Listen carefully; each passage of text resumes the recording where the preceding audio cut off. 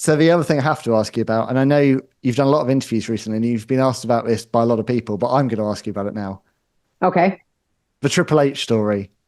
What's the real story behind you announcing the game as the former world heavyweight champion and him absolutely flipping out on you? You know that emoji? I have not let that one out of the bag.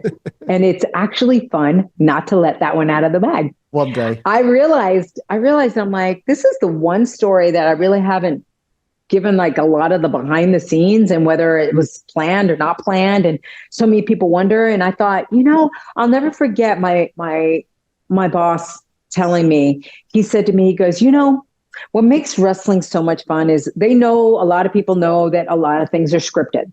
But then there'll be those few things that people go, wait, was that scripted? Or was that by accident? Was that supposed to happen? Or is that, And he goes, those are the moments that we got them. We got them, right? And some legit things happen by accident for sure. So that one I've decided I'm not gonna say anything.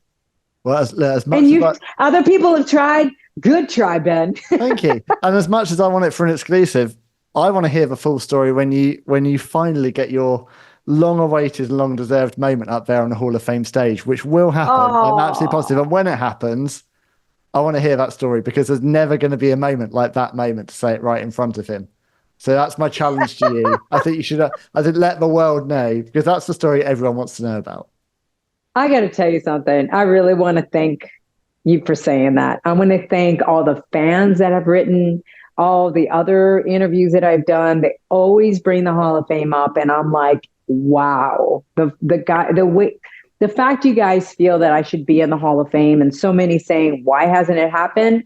That right there gives me so much like appreciation and just honored. And man, it's like, wow. I'm just so grateful. I'm just so grateful that I could bring something to this amazing platform of wrestling, right? Like seeing it with my dad as a kid. Can you imagine how my dad felt when he was sitting in the front row and he got to meet Ric Flair, by the way?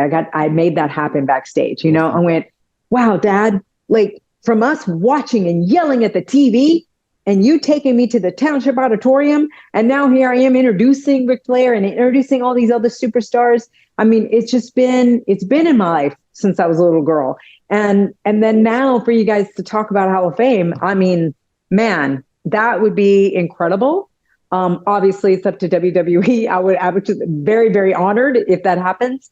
And I just appreciate that you guys are even bringing it up. Yeah. Well, I mean, look, I made you feel really old before when we last spoke, but you are my Howard Finkel. I think that's the thing. Like, I mean, I was a fan for obviously years before you entered WWE, but for me, your voice represents probably my peak time as a wrestling fan. My best memories as a kind of teenager watching wrestling always had your voice in it. So it's going to happen. It's just a case That's of so when. cool.